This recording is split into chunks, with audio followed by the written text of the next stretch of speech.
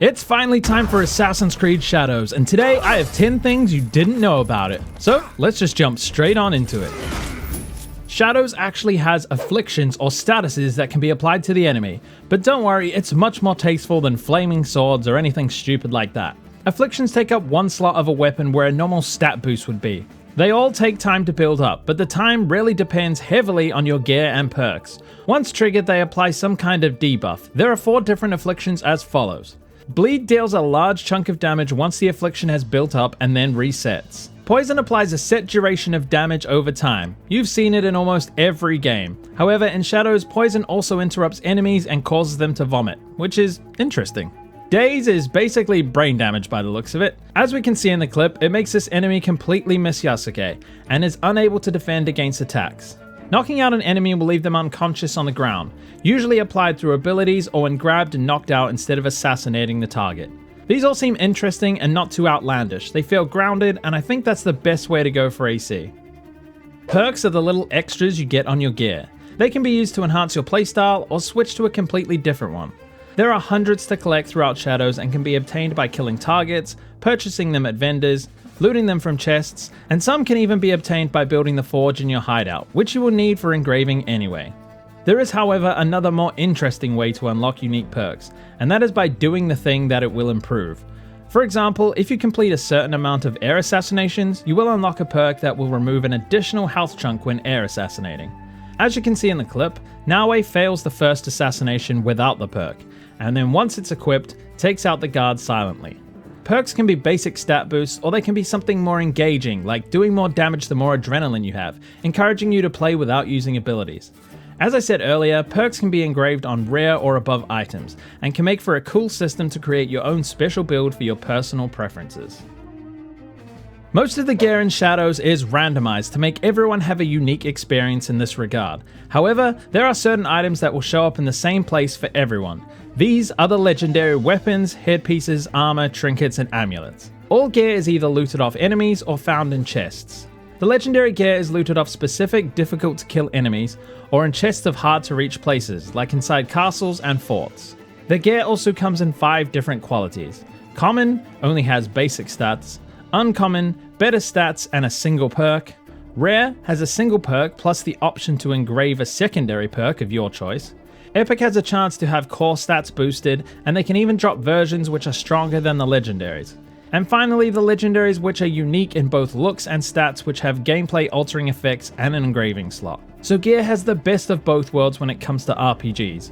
We have the randomized, possibly very powerful gear, and the legendaries that everyone can acquire and make use of for awesome builds. One quick note before we move on, gear that you find in the world will only be for one of the 2 protagonists. But due to player feedback after the previews, Ubisoft have added little icons so at least you know who the armor is for when you've picked it up, without having to go in your inventory and look for it.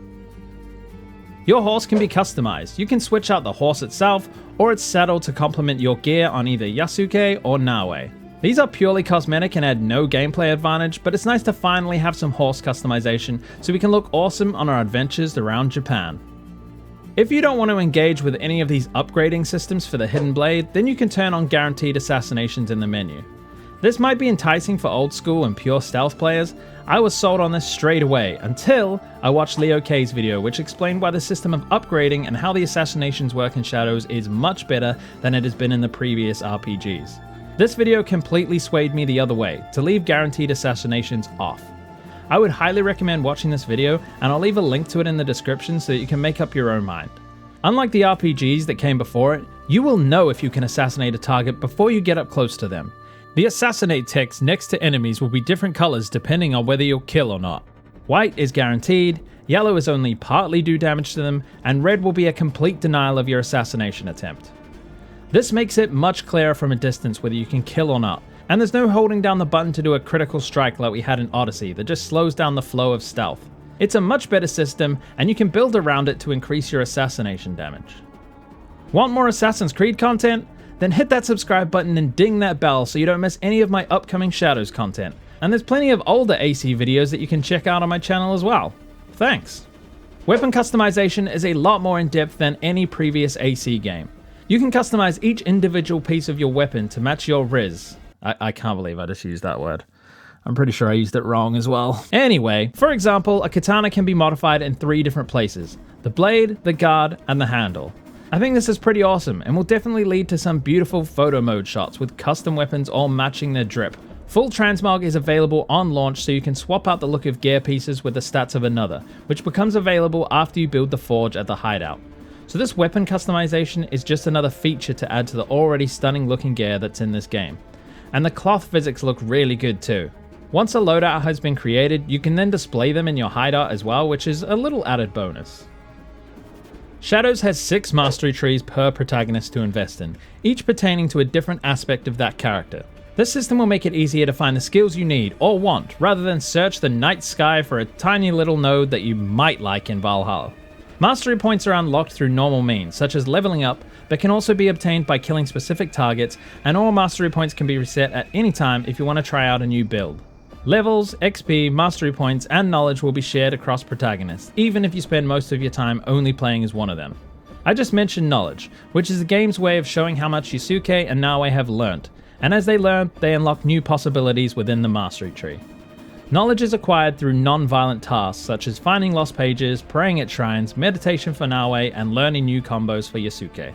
Yasuke. I keep going between those two. I'm going to continue doing that. The Hideout is an insane new version of all the bases that we've had in previous games, but this one is by far the most customizable and interesting. You'll be able to build your own hideout on an acre of land by placing buildings, paths, trees, animals, and much more to create your own personalized base of operations. Many of the buildings have uses, and I'm going to explain them to you now. Tomiko's Hirome is the main house of the hideout and cannot be moved, but can be customized. It's where you perform most of your hideout duties. Stables allows you to send your scouts to smuggle items from the castles and enemy camps. The forge lets you upgrade your equipment and unlocks the transmog system. This is where you can break down unwanted gear and engrave perks to the gear that you do want to use. Kakorega allows you to unlock smaller hideouts within the open world, which provides safe fast travel points and offers a few of the hideout's features. The study increases the amount of scouts you can recruit. Dojo allows you to train both protagonists and allies to increase their abilities and power. All these rooms can be upgraded to offer even better upgrades. Less important rooms include Terra, which gives a 10% XP boost. Ginger provides a small stat boost. Nando makes recalling scouts less costly. Zashiki and tea rooms both increase your ration efficiency, which is effectively an increase to your healing. And finally, the gallery, which unlocks the ability to create equipment loadouts. And one more little note, most buildings can connect to each other to create truly unique buildings. There are plenty more customization options for interiors, but let's save that for another video. Naoe and Yasuke can equip 2 weapons at any time and switch between them on the fly, with Yasuke even being able to switch mid-combo. Naoe has a katana, which is balanced, doing decent damage and providing decent defense. It also unlocks the ability to assassinate through shoji doors. This weapon is ideal for one-on-ones or small crowds, but Naoe will quickly become overwhelmed if there's more than a few enemies fighting her at once. That's where the Kusarigama comes in. This is a crowd control weapon with big swings that hit all around Naoe as she fights. It also unlocks the ability to rush assassinate enemies from a distance of 10 meters, which is pretty impressive.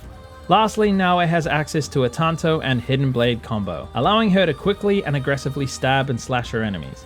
Having Hidden Blade combat back is fantastic, and it also unlocks double assassinations, so that's going to be amazing.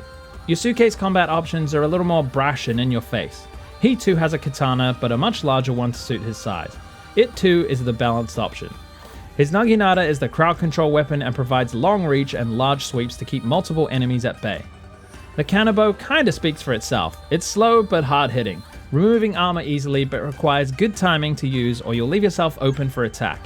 Yasuke also has access to 2 ranged options, a bow that has different arrow types and is Yasuke's best stealth tool, and the louder of the two, the Teppo rifle, which penetrates armor and deals heavy damage.